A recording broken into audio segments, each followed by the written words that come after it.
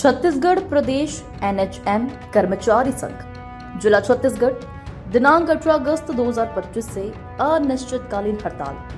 10 सूत्रीय मांगे, संविलियन एवं स्थायीकरण, पब्लिक हेल्थ कैडर की स्थापना, ग्रेड पे निर्धारण, लंबित 27% वेतन वृद्धि, कार्य मूल्यांकन सीआर व्यवस्था में पारदर्शिता, नियमित भर्ती में सीटों का आरक्षण, अनुकंपा नियुक्ति, मेडिकल एवं अन्य अवकाश की सुविधा, स्थानांतरण नीति, न्यूनतम 10 लाख तक कैशलेस चिकित्सा बीमा सुविधा।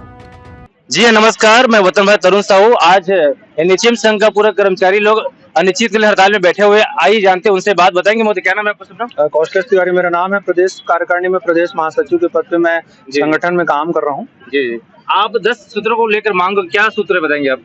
ये राष्ट्रीय स्वास्थ्य मिशन को ना 2005 से ये जारी है।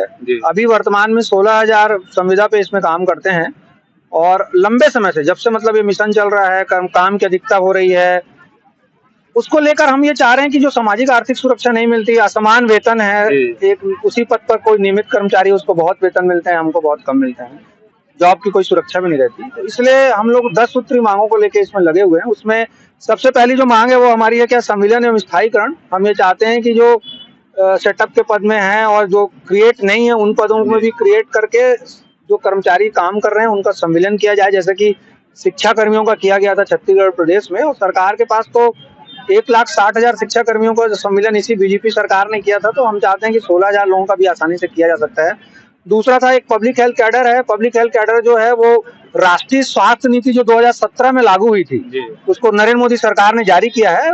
पब्लिक हेल्थ कैडर के माध्यम से क्या है कि राज्यों की जो स्वास्थ्य व्यवस्था है वो और सुदृढ़ होगी। उसमें आधारभूत संरचनाएं, इंफ्रास्ट्रक्चर डेवलप होंगे, नए पदों की भर्ती की जाएगी, नए डॉक्टर आएंगे, नर्सेस आएंगे, बहुत सारे स्टाफ बनाए जाएंगे।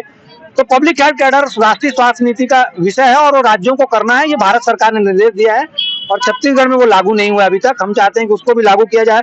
फिर क्या हो रहा है, ग्रेड पे एक तीसरा मांग है। ग्रेड पे में अभी तक क्या होता है, राष्ट्रीय स्वास्थ्य मिशन में पे फिक्सेशन की व्यवस्था नहीं है।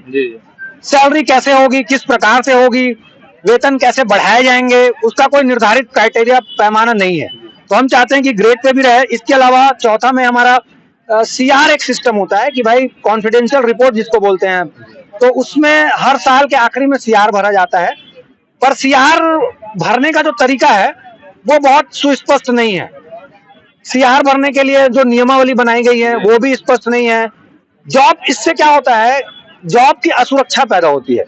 सीआर के कारण बहुत सारे कर्मचारी जो मेहनत कश हैं, ईमानदारी से काम करते हैं, किसी भी कारण से उनकी सेवा समाप्ति कर दी जाती है बिना किसी ठोस कारण से, किसी प्रकार का कोई अपील या बाद में किसी प्रकार के कोई वापस जॉब में आने की भी व्यवस्था उनकी नहीं हो पाती है।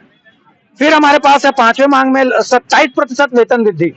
2023 की बात है ये। 19 जुलाई 2023 को कांग्रेस की सरकार थी, भूपेश बघेल जी ने, विधानसभा का मानसून सत्र चल रहा था। 37,000 संविदा कर्मचारियों के लिए उसमें 27% वेतन वृद्धि की घोषणा की गई थी। उसमें बहुत सारे विभागों को वेतन वृद्धि प्राप्त हो चुकी है। राष्ट्रीय स्वास्थ्य मिशन को आज 2 साल बीतने के बाद भी सरकार ने 27% वेतन वृद्धि का लाभ नहीं दिया है। फिर उसमें हमारा एक अगला है, अभी क्या होता है, जैसे नियमित पदों की भर्ती हो रही है। अब जैसे यहाँ बहुत सारे साथी हमारे यहाँ 8 साल, 10 साल, 12 साल से काम कर रहे हैं, नियमित पदों में भर्ती हो रही है। इनको इतने अनुभव, इतनी काबिलियत, इतने स्किल का नियमित पदों में किसी प्रकार का कोई लाभ नहीं दिया जाता है। मध्य प्रदेश में सरकार ने वहां एनएचएम कर्मचारियों के लिए ये व्यवस्था की है कि भाई अगर कोई नियमित पद में भर्ती होती है तो मध्य प्रदेश में 50% पद इन संविदा कर्मचारियों के लिए आरक्षित होंगे। हम चाहते हैं कि जब तक संविलियन आप नहीं कर रहे हैं, नियमितीकरण नहीं कर रहे हैं, तो कम से कम जो ये सीनियर अनुभवी लोग हैं, 11 साल, 12 साल, 15 साल, 20 साल से काम कर रहे हैं, इनको समायोजन करिए, अनुभव के अंक दीजिए और 50% भर्ती में रिजर्वेशन भी दीजिए संविदा स्वास्थ्य कर्मचारियों को। ये भी हम यहाँ पर अभी तक लागू नहीं हुआ है। 7वां में हमारा एक है अनुकंपा नियुक्ति। आपको बताते हुए मुझे थोड़ा सा मतलब बहुत दुखद स्थिति है। कोरोना काल में बहुत सारे साथी संक्रमण के कारण कोरोना योद्धा का दर्जा दिया गया, फ्रंट लाइन वर्कर कहा गया। बहुत सारे साथी कोरोना में सेवा देने के दौरान संक्रमित हो गए, उनकी जान चली गई, परंतु छत्तीसगढ़ सरकार में संविदा कर्मचारियों के लिए किसी प्रकार के अनुकंपा नियुक्ति का प्रावधान नहीं है। नियमित कर्मचारियों में क्या होता है, अगर परिवार का कोई कमाने वाला गुजर जाता है तो उसके परिवार को सहायता देने के लिए, उसके जीवन को आसान करने के लिए सरकार अनुकंपा नियुक्ति देती है। संविदा में, एनएचएम में ऐसा नहीं है। जबकि छत्तीसगढ़ में ही बिजली विभाग के जो कर्मचारी हैं, अगर उनकी दुर्घटना में मृत्यु हो जाती है तो उनके परिवार को संविदा में ही अनुकंपा नियुक्ति मिलती है। तो कम से कम हमारा यह है कि भाई एनएचएम का कर्मचारी अगर संक्रमण से मर रहा है, दुर्घटना में मर रहा है, ऑन ड्यूटी उसकी डेथ हो रही है, तो उसके परिवार की सामाजिक आर्थिक सुरक्षा को बनाए रखने के लिए अनुकंपा नियुक्ति का प्रावधान किया जाना चाहिए। क्योंकि अभी एक दो ऐसे बहुत दुखद प्रकरण हैं। कोरोना में एक परिवार में पति पत्नी दोनों गुजर गए, छोटा बच्चा है, कोई करने वाला नहीं था। इस प्रकार की स्थिति देखने के बाद हमारी छत्तीसगढ़ सरकार से मांग है कि वो अनुकंपा नियुक्ति प्रदान करें। मध्य प्रदेश में भी ये एक बात पूछना था, अनिश्चितकालीन कब तक रहेगा? अनिश्चितकालीन का मतलब ही होता है जब तक मांगे पूरी ना हो। नहीं, अभी कब से स्टार्ट किया? ये हमने 18 तारीख से स्टार्ट किया है पूरे प्रदेश में। आपको मैं बता दूं, हम पिछली सरकार में भी 31 दिन का हड़ताल कर चुके हैं, उस वक्त भी कुछ नहीं हुआ। उस वक्त तो टीएस सिंहदेव ने कहा था कि वो 10 दिन में नियमित करेंगे, तब भी नहीं हुआ। इस सरकार में ये मोदी की गारंटी जो बनाई गई घोषणा पत्र है, उसमें लिखा हुआ है कि हम लोगों की समस्याओं का समाधान 100 दिवस में किया जाएगा। कमेटी बनाई पर उसका कोई अता पता नहीं है, 2 साल हो गया।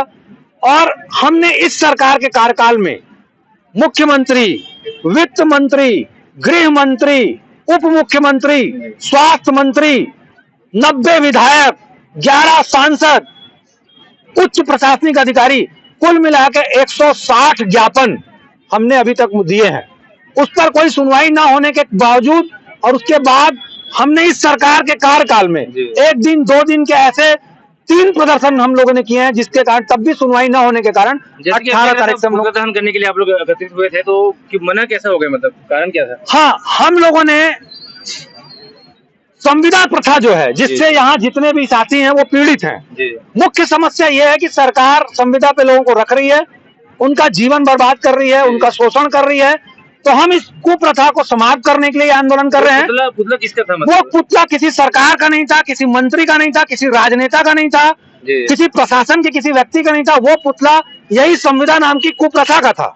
हम उसका दहन करना चाहते थे, परंतु पता नहीं कहां से जिला प्रशासन, यहाँ पर पुलिस के माध्यम से वो लोग आए और उन्होंने हमको पुतला दहन करने से रोक दिया है। मतलब ये बात हो रहा था कि जिंदा आदमी का कुछ सुनाई नहीं है, पुतला के लिए इतने। हाँ, ये और भी दुखद स्थिति है। ये और भी दुखद स्थिति है कि भाई जिंदा व्यक्ति यहाँ पर हड़ताल कर रहे हैं, चीख रहे हैं, चिल्ला रहे हैं, अपने अधिकारों के लिए मांग कर रहे हैं, उसकी चिंता प्रशासन को नहीं है।